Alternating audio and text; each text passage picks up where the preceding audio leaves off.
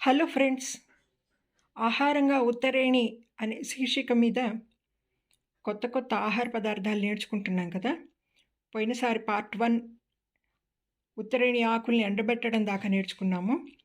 ఇవాళ అది ఎలా తయారు చేయాలో చూద్దాము. ఈ పదార్థాలన్నీ నేను సిద్ధం చేసుకున్నాను. మీకు ఇవన్నీ మీకు తెలిసినవే, ఒక్కొక్కటి చెప్తాను.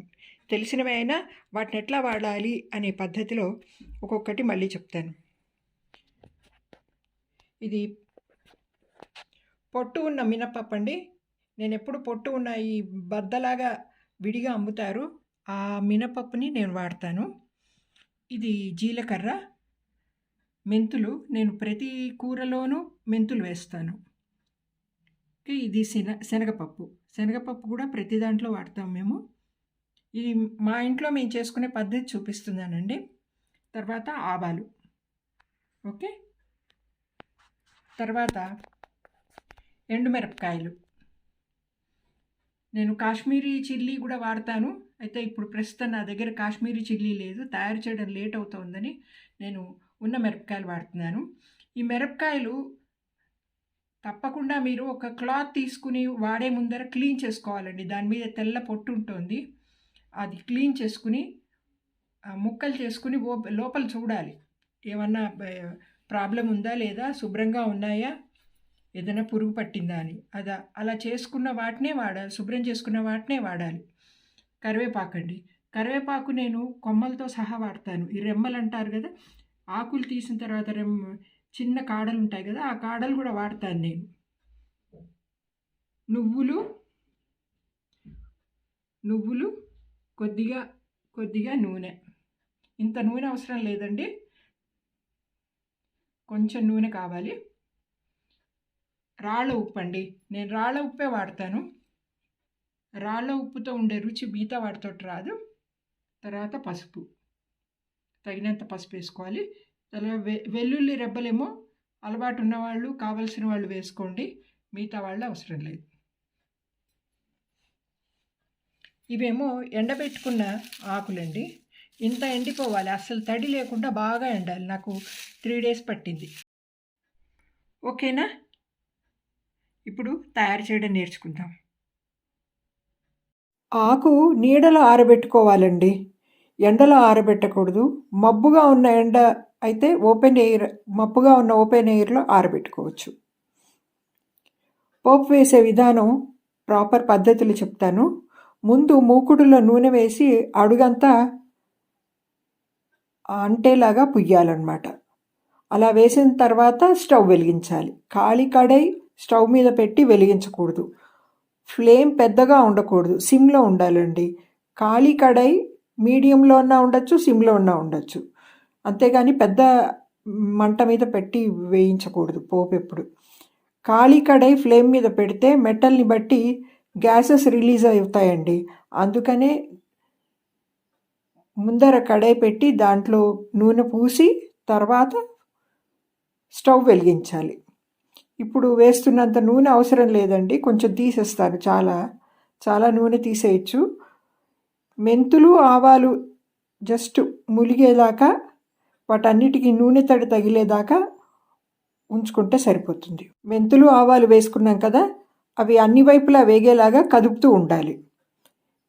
వేగేటప్పుడు ముఖ్యంగా మెంతులు పదునుగా వేగాలన్నమాట, లేకపోతే చేదు వచ్చి మనకి తినడానికి అంత నచ్చదు.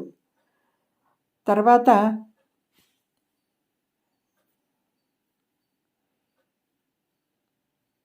శనగపప్పు వేసుకోవాలి. దీని తర్వాత శనగపప్పు, మెంతులు, ఆవాలు కొంచెం ఎక్కువ టైం పడతాయి మిగతా వాటికంటే.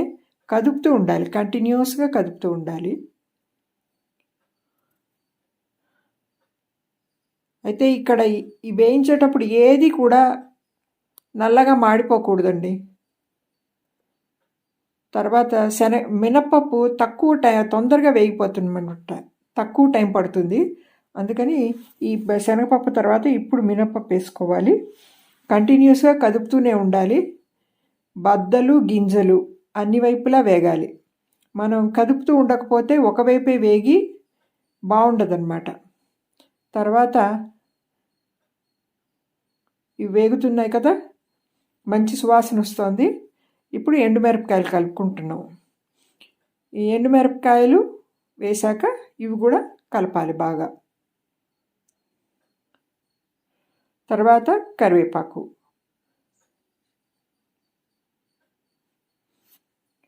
వీటన్నిటి మీద కరివేపాకు లాస్ట్ వేసాం కదా, అందుకని ఏది కూడా మాడదండి. తర్వాత లాస్ట్కి జీలకర్ర కలుపుతాం. జీలకర్ర ఎప్పుడు మాడిపోకూడదండి, మాడిపోతే దానిలో లక్షణం పోతుంది. ఆ చివర నువ్వు పప్పు వేస్తాం అన్నమాట. స్టవ్ ఆఫ్ చేసేసి నువ్వులు వేస్తాం. నువ్వులకి ఎక్కువ వేడి అవసరం లేదు, మూకుడులో ఆల్రెడీ ఉన్న వేడి సరిపోతుంది. పోపు అంతా సిమ్లోనే వేయాలండి, ఫ్లేమ్ ఇంక్రీజ్ చేయకూడదు తొందరగా అయిపోవాలని. ఈ వేడికి నువ్వులు చిటపటమని శబ్దం చేస్తూ వేగుతూ ఉంటాయి. ఉప్పు కూడా ఈ వేడిలోనే వేయించేస్తాము. మేము ఆవకాయ కూడా వేయించిన ఉప్పుతోనే తయారు చేస్తాం. వేయించిన ఉప్పు దంచి తర్వాత వేయించిన ఉప్పు చల్లారాక దంచుతాము, అది ఊరగాయల్లో కలుపుతాం అన్నమాట. పొడిలో కూడా ఇలాగే కలుపుతున్నాను నేనంటే, ఈ పోపులో వేసేస్తున్నాను కదా, అంటే వేయించినట్టే అయిపోతుంది అనమాట. అంటే ఉప్పులో ఉండే నీరు ఏమన్నా ఉంటే ఆవిరైపోతుంది. ఇది పోపు వేసే మా ఇంట్లో మేము తయారు చేసుకునే పద్ధతి చెప్పానండి.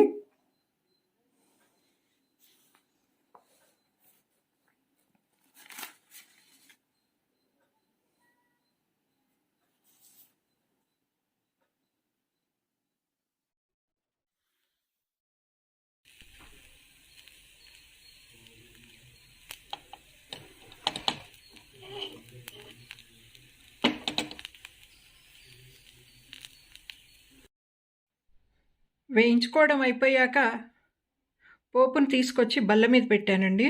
ఇది చల్లారాలి. గ్రైండర్లో వేసేటప్పుడు అయితే చల్లారాలి. మనం రోట్లో వేసుకుని దంచుకునేట్టయితే డైరెక్ట్గా వాడేసుకోవచ్చు. మీరు గమనించి ఉండొచ్చు, ఇందులో నేను పసుపు వేయలేదండి. పసుపు పోపులో వేయకూడదండి. పోపులో వేయడం చాలామంది చేస్తుంటారు. ఫస్ట్ నూనె పెట్టి అందులో పసుపు వేసేస్తుంటారు, జీలకర్ర వేస్తుంటారు. అలా వేయకూడదండి.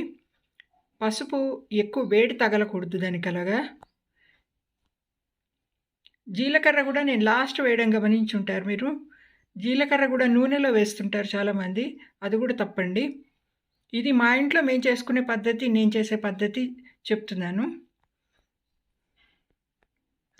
ఇందులో నేను ఉత్తరేణి ఆకులు వేసి వేయించలేదు, మీరు గమనించుంటారు. మీరు కరివేపాకు పొడి చేసేటప్పుడు ఆకులు అందులో వేసి వేయిస్తారు, కానీ ఇప్పుడు నేను అందులో వేయించలేదు. కారణం ఏంటంటే ఉత్తరేణికి ఈ వేడి నూనెలో దీంతోపాటు ఇలాగ నూనె తగిలి నేను వేయించాను అనుకోండి, ఉత్తరేణి వాసన వస్తుందన్నమాట. అందుకనే బాగా ఎండాలి. బాగా ఎండిపోయిన తర్వాత ముట్టుకుంటే పొడి అయిపోయేంత డ్రై అయిపోవాలన్నమాట. అప్పుడు ముందర ఈ పోపు గ్రైండ్ చేసుకుని తర్వాత ఆకు కొంచెం కొంచెం వేసుకుంటూ గ్రైండ్ చేసేయాలి. ఆ టైంలో పసుపు కలపాలన్నమాట. పసుపు, చింతపండు ఈ మధ్య ఎర్ర చింతపండు అని వస్తుంది, స్వీట్ లెమన్ అని. నేను అది వాడుతున్నాను, ఎందుకంటే అది నల్ల చింతపండు పులుపు ఎక్కువ ఉంటుంది. అది నచ్చిన వాళ్ళు దాన్ని కూడా వాడుకోవచ్చు, తప్పేం లేదు. నేను కొంచెం చింతపండు తక్కువ చేద్దామన్న ఉద్దేశంతో నేను ఎర్ర చింతపండు వాడుతున్నాను. దానికి కొంచెం పులుపు తక్కువ ఉంటుంది, స్వీట్నెస్ ఎక్కువ ఉంటుంది.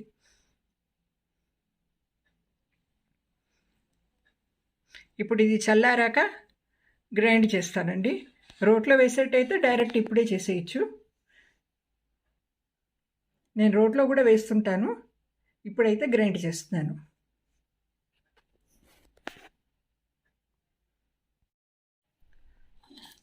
ఈ గరిట మా ఇంట్లో వంటింట్లో నాకు బాగా ఇష్టమైన గరిట ఇదండి.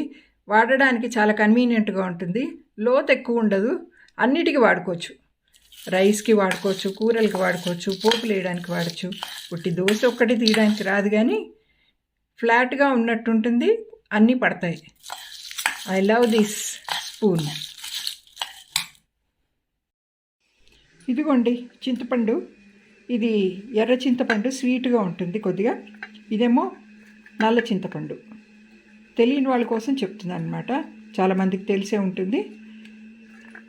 ఈ మధ్య ఈ నల్ల చింతపండు అందరికి పడట్లేదు, అందుకని ఇది వాడుతున్నారు. నాకు కూడా కొంచెం ఎక్కువైందంటే ఇది ప్రాబ్లం ఇస్తుందండి నల్ల చింతపండు. అందుకని నేను రెగ్యులర్గా ఎర్ర చింతపండే వాడుతున్నాను.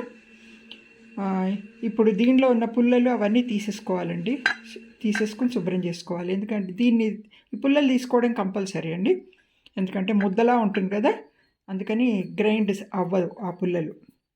అదే కరివేపాకు అయితే పర్వాలేదండి. అదే కాక కరివేపాకు కాడల్లో కూడా బలం ఉంటుందండి, మంచి ఆరోగ్యం అది కూడాను. అందుకని కరివేపాకు కాడలు నేను ఎప్పుడు వాడతాను. ఒకవేళ కూరలో కాడలు వేయకపోయినా కానీ ఆ కాడలు పారేయకుండా నేను వాటిని పోపు వేసి మళ్ళీ కొద్దిగా లైట్గా వేయించి పొడి చేసుకుని వాడుకుంటాను. స్లోగా చెప్తున్నానండి, అందరికి ప్రాపర్గా అర్థం అవ్వాలని. ప్రాపర్ పద్ధతిలో చెప్పాలి. పోపు వేయడం ఏది ముందర ఏది వెనక అనేది సరైన పద్ధతి అందరికీ తెలియాలని ఇలా స్లోగా చెప్తున్నాను. ఫాస్ట్గా కూడా చెప్పేయచ్చు దీన్ని. ఇప్పుడు ఇందాక పోపులో వేయని పదార్థాలు చూద్దాము. ఇందాక పోపులో వేయనివి పసుపు వేయలేదండి, చింతపండు వేయలేదు, వెల్లుల్లి వేయలేదు. వెల్లుల్లి కావాలంటే మీరు వేసుకోవచ్చు. వెల్లుల్లి ఘాటుగా ఉంటుంది కాబట్టి ఉత్తరేణి యొక్క లక్షణాలు తగ్గే అవకాశం ఉంది. అది మీరు గమనించుకుని మీకు కావాలి వెల్లుల్లి అంటే వేసుకోండి, వేసుకోవడంలో తప్పేం లేదు. కొంతమందికి దాని రుచి చాలా ఇష్టం, రోజు వాడడం కూడా బాగా అలవాటు ఉంటుంది, వాళ్ళు తప్పకుండా వేసుకోవచ్చు, తప్పేం లేదు. కాకపోతే ఉత్తరేణి లక్షణాలు కొంచెం తగ్గే అవకాశం ఉందని నేను వేయలేదంతే. ఇప్పుడు చింతపండు వేసి, ఇంత చింతపండు సరిపోతుందండి ఈ పోపుకి, ఇంకా తగ్గించవచ్చు. ఇంత పండు వేస్తానండి, ఇంత చింతపండు వేస్తాను. ఇందులో ఆకు కూడా కలుస్తుంది కదా. తర్వాత పసుపు వేసేస్తాను. ఇప్పుడు పసుపు పోపులో ఎప్పుడు వేయకండి, కూర చేసేటప్పుడు కూడా కూర దింపే ముందర వేయాలి. ఓకే, ఇప్పుడు ఈ పసుపు వేసాక ఇందులో ఈ పోపు ఇందులో వేసేస్తాను.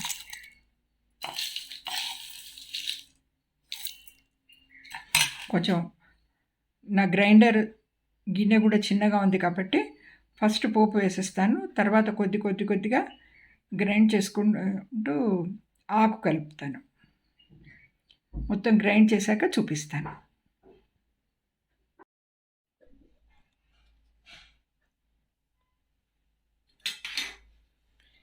ఇప్పుడు ఈ పొడి నేను అన్నంతో కలిపి తీసుకుంటున్నానండి. ఇడ్లీతో తీసుకోవచ్చు, చపాతీతో తీసుకోవచ్చు. కొద్దిగా లైట్గా నెయ్యి వేసుకోండి, నెయ్యి వేసుకోకపోయినా పర్వాలేదు, వేసుకుంటే ఇంకా రుచిగా ఉంటుంది. మీ దగ్గర మంచి నెయ్యి ఉంటే వాడుకోండి.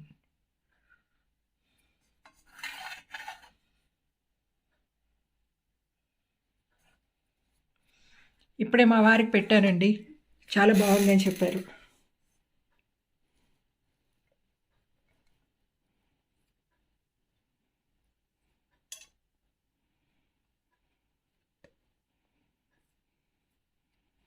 నా చెయ్యి కొంచెం నల్లగా ఉంది కదా, కారణం ఏంటంటే నిన్ననే నేను ఉసిరికాయతోటి కలిపి ఒక పౌడర్ తయారు చేసుకున్నానండి.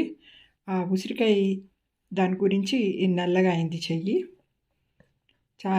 నార్మల్గా అందరూ కవర్ వేసుకుంటారు, అలాంటివి చెయ్యి నల్లగా అవ్వకుండా ఉండడం కోసం నేనేమో అది యాక్చువల్గా అలాంటి పౌడర్స్ తయారు చేసినప్పుడు చర్మం నుంచి మనకి లోపలికి వెళ్తుందండి వాటి గుణాలు, అందుకని నేను కవర్ వేసుకోను, డైరెక్ట్గానే కలిపేస్తాను. చెయ్యి నల్లగా అయితే 1 or 2 డేస్లో అది తెల్లగా అయిపోతుంది మళ్ళీ.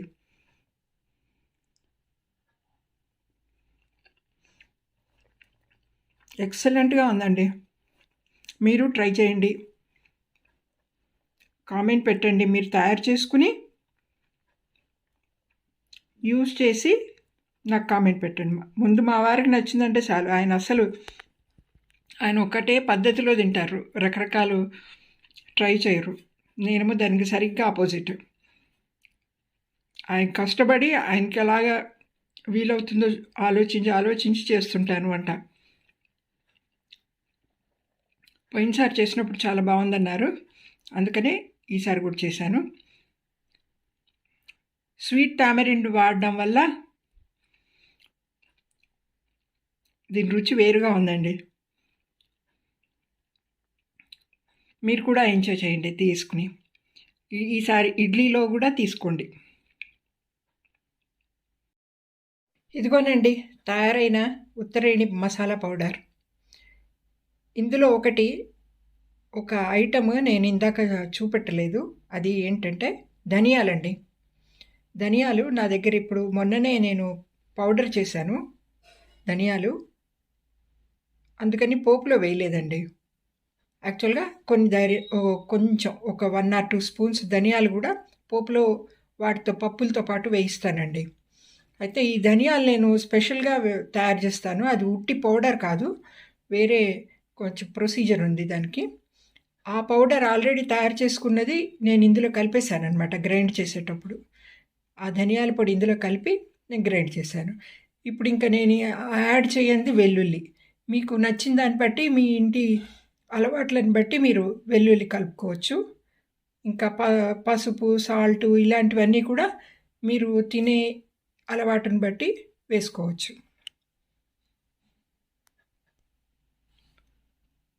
ఇక్కడ అందరూ గమనించాల్సిన ముఖ్య విషయం ఏంటంటే,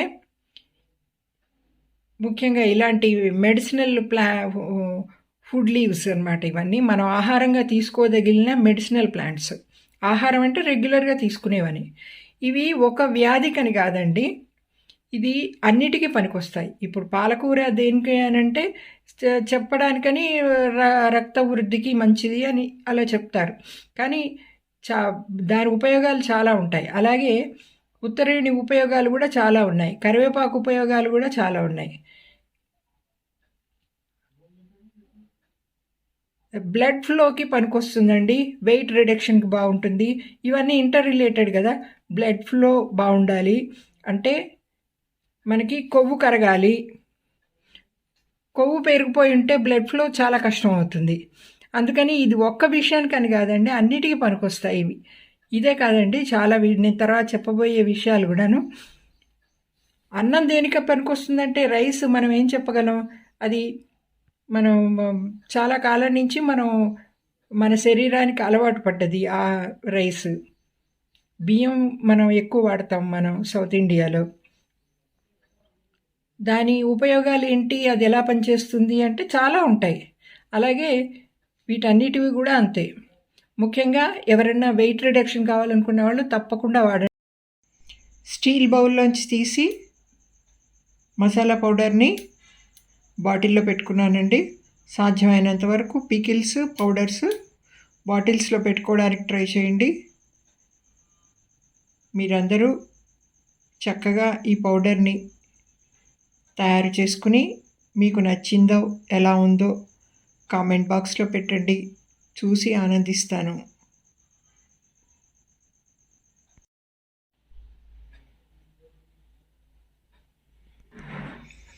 I am trying Uttareni masala powder with vada and mirchi bhaji.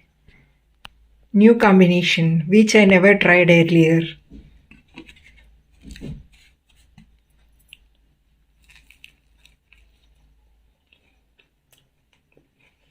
Oh, fantastic! Now I try with mirchi bhaji.